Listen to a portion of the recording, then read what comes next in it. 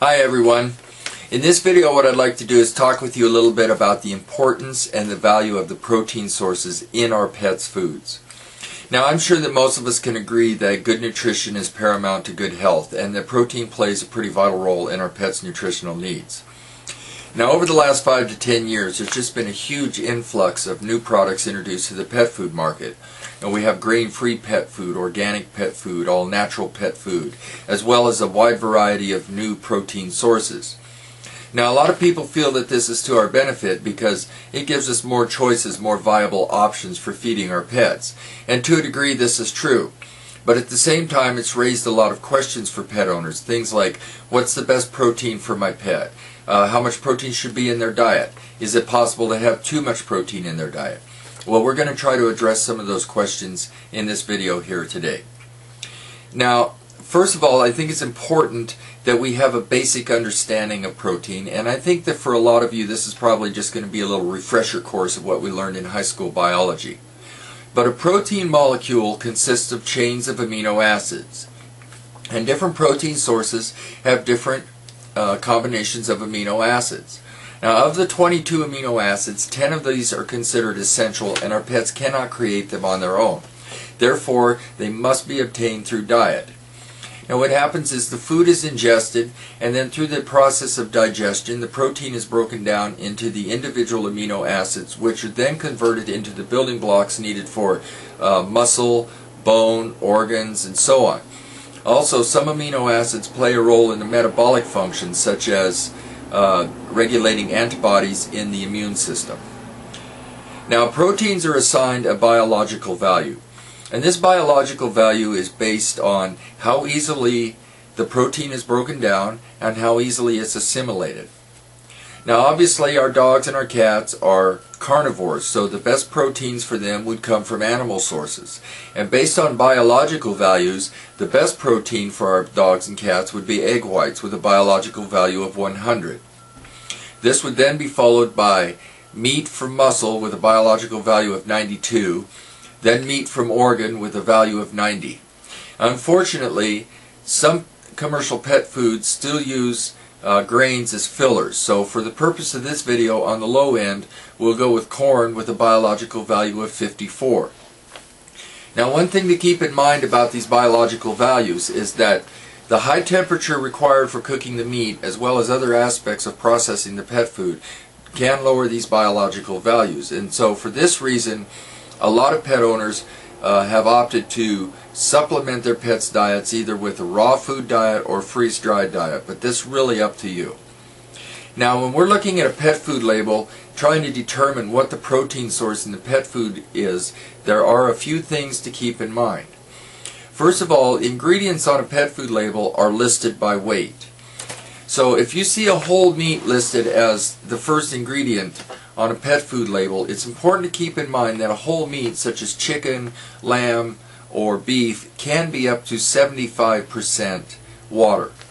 So if you see a whole meat listed as the first ingredient followed by a grain such as corn, then you can be sure that that particular pet food is getting the majority of its protein from a grain source, which is one of the major contributors to pet obesity. What you would like to see is a whole meat such as beef or chicken followed by a named meat meal such as chicken meal, lamb meal, beef meal, etc. You want to see a named meat meal, not just a generic meat meal or byproduct meal. You'd like to avoid those. You want to see a named meat meal such as chicken meal, for example.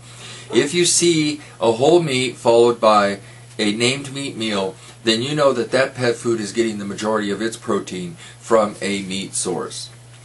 Now one question that's come up is, what's the right meat for my dog? And this is really an area of debate among pet owners. One common theory is that the meat should be chosen based on the breed of the dog, and this comes from a study from a man named William Cusick, who has worked in the food and pharmaceutical industries for many, many years.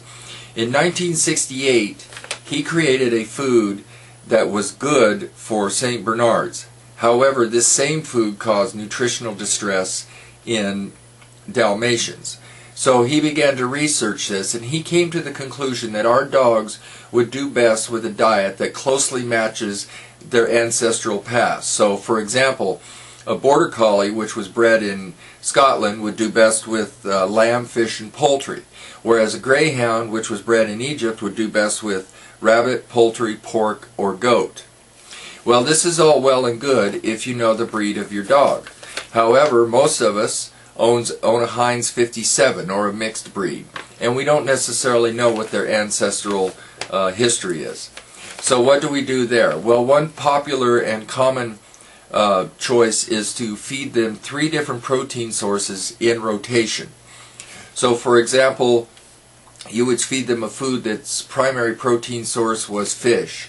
Then you would switch to a food whose primary protein source was beef, followed by a food whose primary protein source was lamb. And then you would go back to the fish. Well, this serves 2 purposes. First of all, it offers a wider variety of amino acid combinations and a more nutritionally balanced diet. And it also helps to avoid the possibilities of development of food sensitivities or food allergies, which we'll touch on in a later video.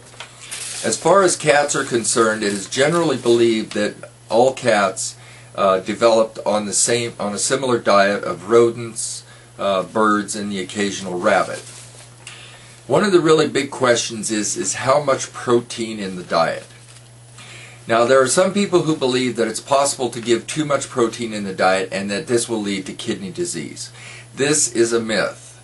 This myth arises from the fact that in the past, veterinarians would prescribe a low protein diet for animals with kidney disease. The reason that they prescribed this diet is because it produced less waste, it was less work for the kidneys, and it created a lower nitrogen level in the blood. What more vets are doing now, and it's becoming more common, is instead of prescribing a low protein diet, they're prescribing a diet with a higher quality protein. And what they found is that this higher quality protein produces the same results as a low protein diet. There's less waste because the more the protein is assimilated and used.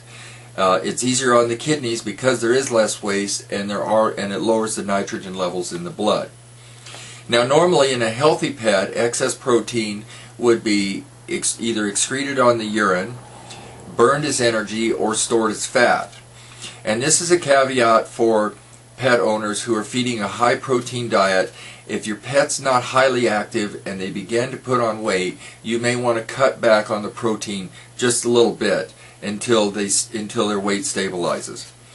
Now, some of our pets do require a higher protein intake. For example, puppies and kittens, because they're growing, pregnant or nursing mothers, and working dogs.